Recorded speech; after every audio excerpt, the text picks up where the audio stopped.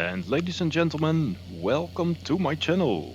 We are in Aerofly fs2 in the Chicago area, and we have the Robinson R22 Beta 2 helicopter to take for a spin. And our location is Makes Field. That is a former airport. It's not in commission anymore, but it used to be up until the early 2000s.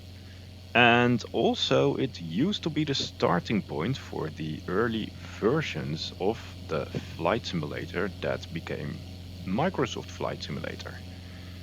I think I made acquaintance with it like somewhere early in the 90s, maybe 1993 or so.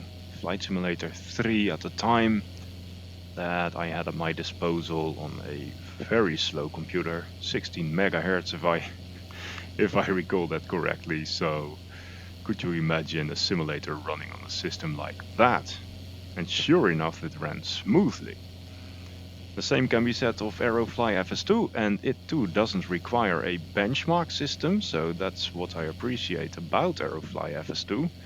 And also, well, virtual reality does a great job in this sim. This is meant to be flown in virtual reality. Anyway, without further ado, let's get flying. Let me put my virtual controller on the ground here so it's out of sight. Kind of silly to have that around. Yeah, I think we're good. So the Robinson R22, a very much a manual analog helicopter. You have to compensate for all the torque and all the effects yourself. So in this case, for takeoff, we will introduce some left pedal and a bit of left side click in order to get off the ground in a rather acceptable fashion. Well, whatever you call acceptable, I suppose. Let's have a look at the terminal building here. I think it's modeled quite nicely. People around, they're moving also. So it's great to have that sense of gives a bit more life to the whole thing, doesn't it? Compared to, you know, when everything is completely static.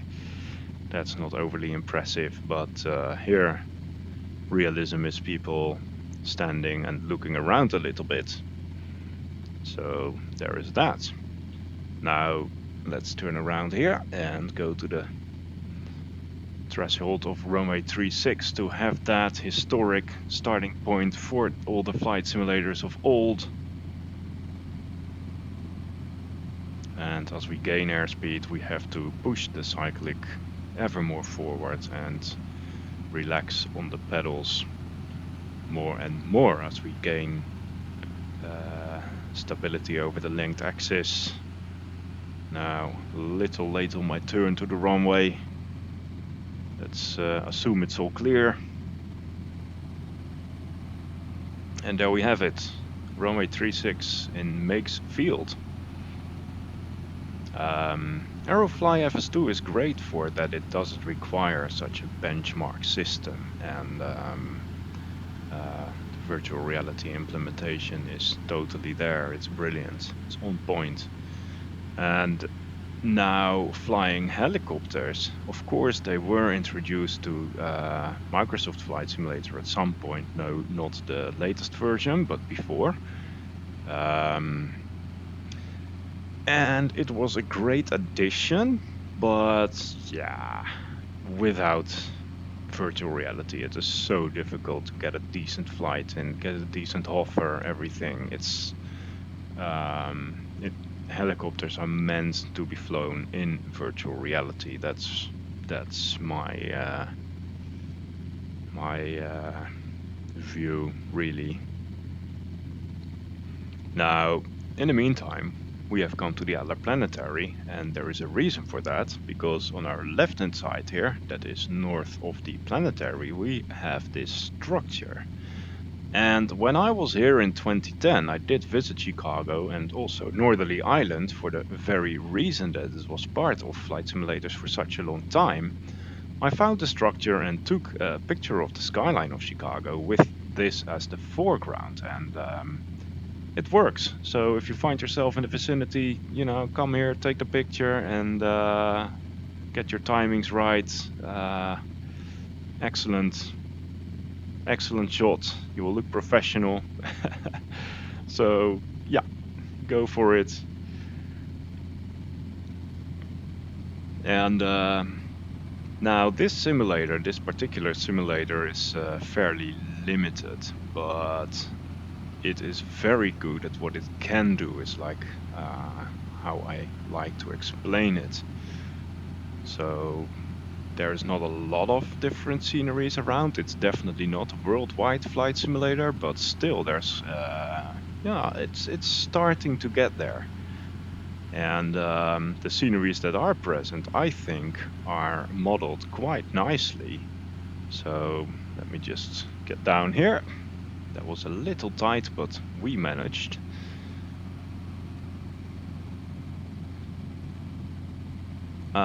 There's no scoring points in this flight simulator, no official challenges that you can do.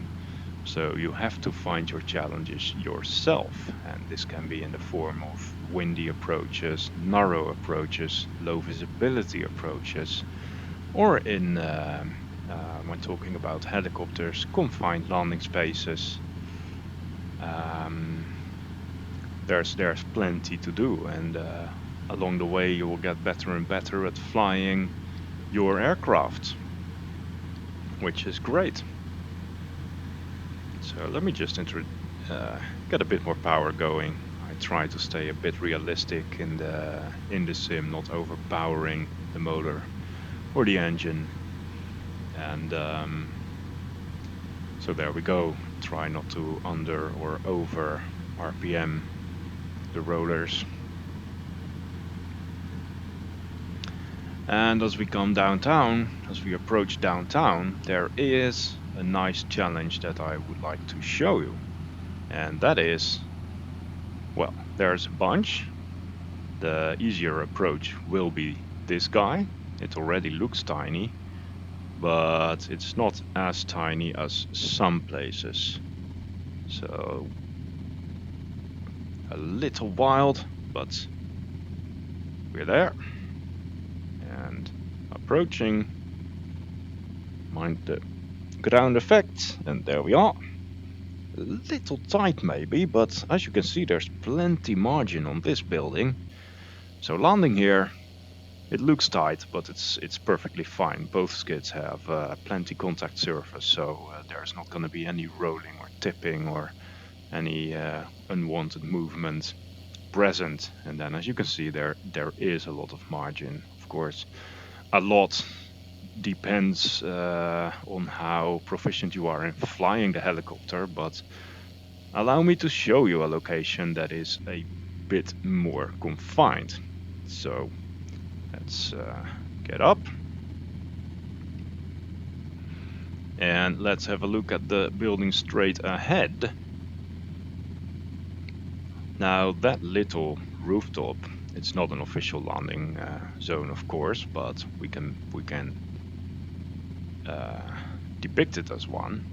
Now I'm looking at the trim string, the red string is in front on top of that sort of antenna. I do believe we have some wind, and I will be looking to put the helicopter into the wind a little bit, so I would say that's gonna be about over here. And now, since this landing zone is so small, what I will want to try is to have one skid with full contact surface and one skid with only a little bit, which will provide a stability over both axes, the roll and the pitch axis. So as we come in, I basically try to go straight ahead here and try not to drift too much. And we had a bit of a wild touchdown really, but I think, let me get to the outside view, it's fair. I've done worse. So it's just reasonable, absolutely reasonable. As you can see, there's not that much margin, and you would feel that you need to go further forwards than might seem comfortable, but that's just all center of gravity. You want the center of gravity to be in the middle of that landing zone as much as you can. So there we are. challenges. Brilliant. Now for some sightseeing, or in fact I think I can show you one more challenge in this scenery at least. That is the Ferris wheel on the pier. So let's get up.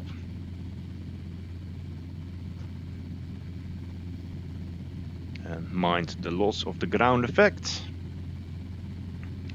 As we fly straight away from a landing pad like this, we lose the ground effect and we may start sinking and hit the landing zone with the tail rotor, which will damage the tail rotor obviously, and then we will get into a virtually uncontrolled spin, which is not really desired. So as we proceed, let's go to the pier, and I would like to show you some nice features about that Ferris wheel. I think it's there are a few more Ferris wheels. There is one in Las Vegas, at least I know, and but that one is not moving. I think it is the Chicago specific that we have a moving Ferris wheel, and that introduces its own set of challenges. When you hover the helicopter, you want your reference point not too close to the helicopter, and preferably static. Now, hovering in front of a Ferris wheel, we do not have a static object. It's moving, and since it's moving, we may start to drift along with it. So if we try to prevent that, we may want to take our reference point beyond the Ferris wheel.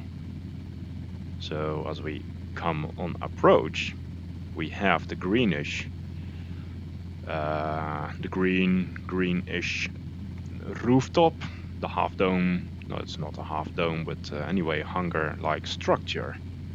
And we can take that as reference point instead of the Ferris wheel. So from there we can choose to hover, and we just keep the alignment with that rooftop, and just a bit of a pendulum here, still getting a bit distracted by that Ferris wheel. Anyway, from there you can get a half decent hover and stay in place. So that helps a lot. If you really start to focus on the Ferris wheel too much, you will just start to drift to the left, and at some point you suddenly find yourself with the high point of the Ferris wheel to your right hand side and above you. So that's hovering with dynamic scenery. And on the ground, that's of course, again, if you are hovering with something too close in front of you, it's gonna be difficult to it's easy to overcorrect. So just take a point farther away, especially if you're quite new to the whole thing, and that will help you to get your hover practice going. Now, I'm not going to go into the whole technical part of how the controls respond to one another. There's people that can do it much better than myself, and do it with actual helicopters. So there's a bunch of super nice channels around. One I would like to mention is Upside Down Wash. It's a Norwegian guy doing a lot of sling operations, and brilliant stuff, absolutely brilliant stuff that he does. Yeah, so the Chicago area in the Robinson R22 helicopter in Aerofly fs2. And the controls that I use, well, I've recently upgraded the whole thing. Now I have a floor-mounted flight stick, cyclic. I have, it's part of the HOTAS system of the Thrustmaster Eco system. It's a pretty good system, I would say. So, but like I said, only recently I have upgraded, and before I was mentioning that if you intend to fly helicopters, you may actually be interested to first switch to virtual reality before anything else. And the good part of that is that you can actually use your virtual reality controllers to hold this cyclic. And that way you have super precise controls, and you can grab it and then rest your hand on your leg, very much as I'm flying it now with a floor mounted between the legs cyclic. And that helps a lot in achieving precision. So in fact, there's I would say there are two advantages to flying in virtual reality, and that is that you have your positional awareness much better, and at the same time you get a lot of precision in your controls. So I'm flying with the Oculus Rift S. At least what I said applies for that. I have not flown with other systems, though. I would be highly interested to upgrade to a headset with higher resolution, because that really is the bottleneck now. But yeah, we can't keep buying stuff, can we now? I wish I could, but at least now, when I upgrade, I will appreciate it. So there's that. Meanwhile, trying to just descend slowly, come to a controlled stop. There we are. Let's lower the throttle and let me grab the mouse here.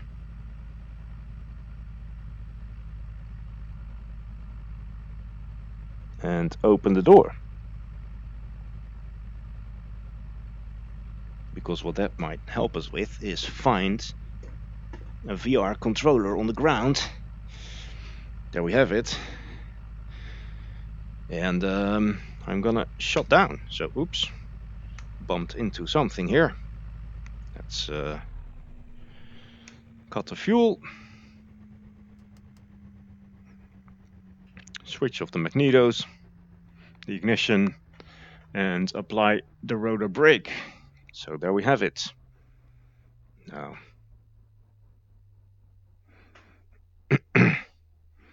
we may go to the exterior and have a look at that.